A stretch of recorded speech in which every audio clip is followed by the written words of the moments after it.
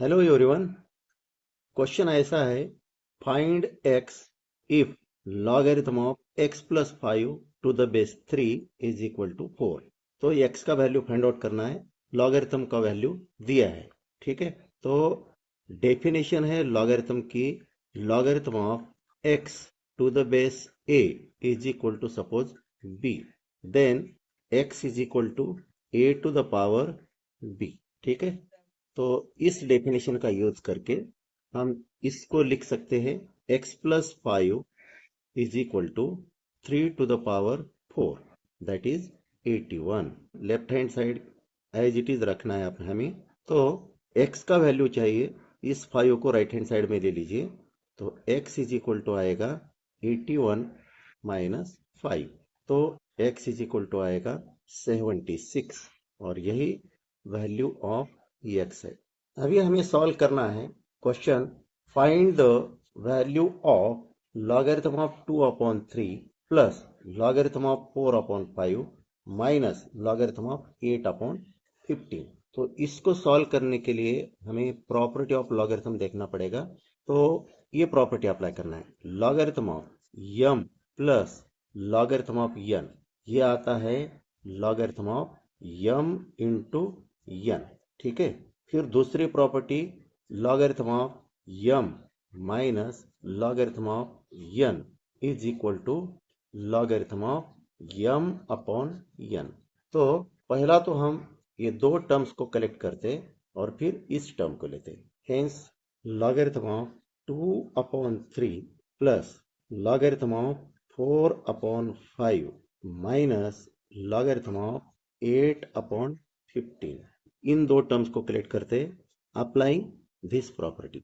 तो logarithm of 2 upon 3 into 4 upon 5, इसको bracket में रखेंगे, फिर minus logarithm of 8 upon 15, this is equal to logarithm of 2 into 4 8 upon 3 into 5 15 minus logarithm of this term 8 upon 15।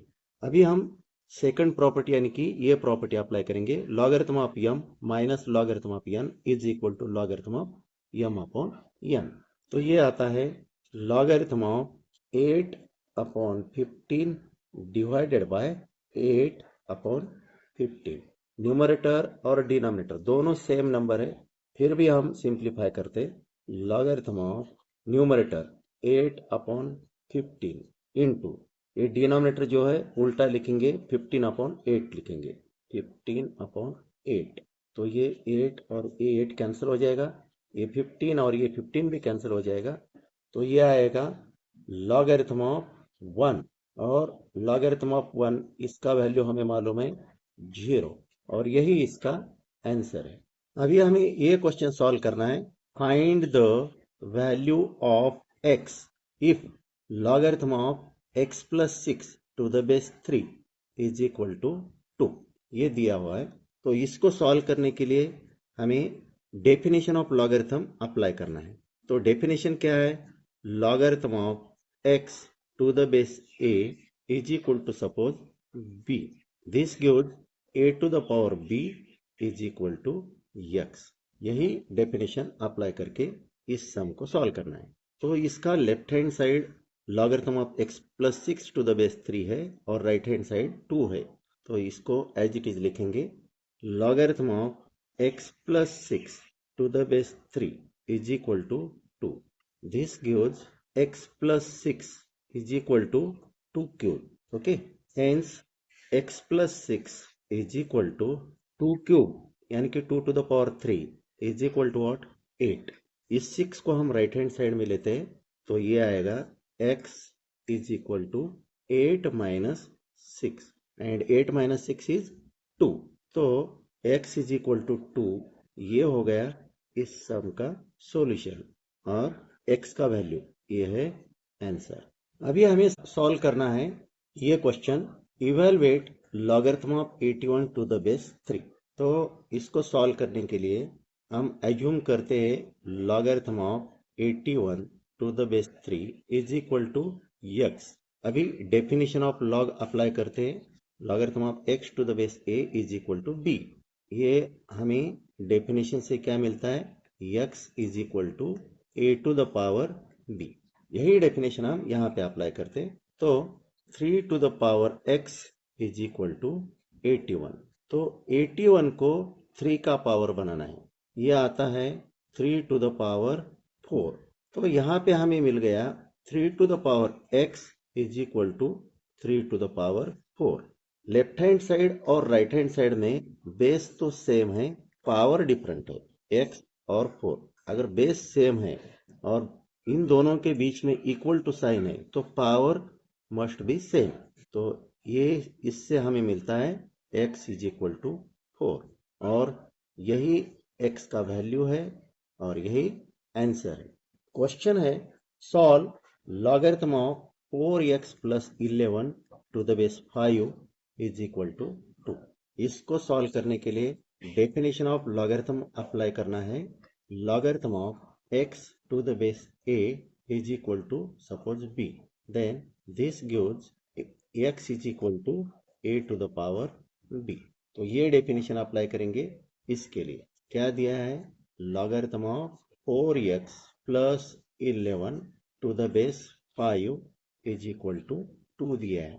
तो ये definition apply करके हम लिख सकते हैं 4x plus 11 is equal to 5 to the power 2। तो 4x plus 11 left hand side को as it is रखेंगे तो राइट हैंड साइड बनता है 5 स्क्वायर। 5 square is 25। तो x वाली टर्म इधर ही रखते, 11 को राइट हैंड साइड में लेते, तो ये बनता है 4x is equal to 25 minus 11। तो 4x इज इक्वल टू मिलता है 25 माइनस 11 यानी कि 14। ओके, ये 4 इधर मल्टीप्लिकेशन में है, इस 4 को राइट हैंड साइड में लेते तो डिनोमिनेटर में लेते हैं तो x इज इक्वल टू बन जाएगा 14 अपॉन 4। न्यूमरेटर और डिनोमिनेटर को 2 से डिवाइड करेंगे तो x इज इक्वल टू हमें मिलता है 7 अपॉन 2। तो x का वैल्यू 7 अपॉन 2 मिल गया। अगर आपको चाहिए तो इसको डेसिमल पॉइंट में भी लिख सकते हैं, x इज इक्वल टू 3.5 और ये हो गया x का वैल्यू और यही इसका आंसर है। Let us solve. Prove that 1 upon logarithm of 6 to the base 3 plus 1 upon logarithm of 6 to the base 8 plus 1 upon logarithm of 6 to the base 9 this is equal to 3। We have to prove this. To prove this statement, first of all we must know change of base formula. By change of base formula we can write logarithm of a to the base b is equal to logarithm of a divided by logarithm of b. Base is not given means you can assume base is e. Okay, so which is natural logarithm. Here also we can write denominator logarithm of 6 to the base 3, this becomes logarithm of 6 divided by logarithm of 3. Similarly this and this. Hence taking left hand side, LHS is equal to 1 upon logarithm of 6 to the base 3 plus 1 upon logarithm of 6 to the base 8 plus 1 upon logarithm of 6 to the base 9. This can be written as 1 upon logarithm of 6 divided by logarithm of 3 plus 1 upon logarithm of 6 divided by logarithm of 8 plus 1 upon logarithm of 6 divided by logarithm of 9. This can be written as logarithm of 3 divided by logarithm of 6 plus logarithm of 8 divided by logarithm of 6 plus logarithm of 9 divided by logarithm of 6. Now we can take denominator is same, so log 6 is LCM. In numerator logarithm of 3 plus logarithm of 8 plus logarithm of 9. Now here we can apply formula logarithm of m plus logarithm of n is equal to logarithm of m into n.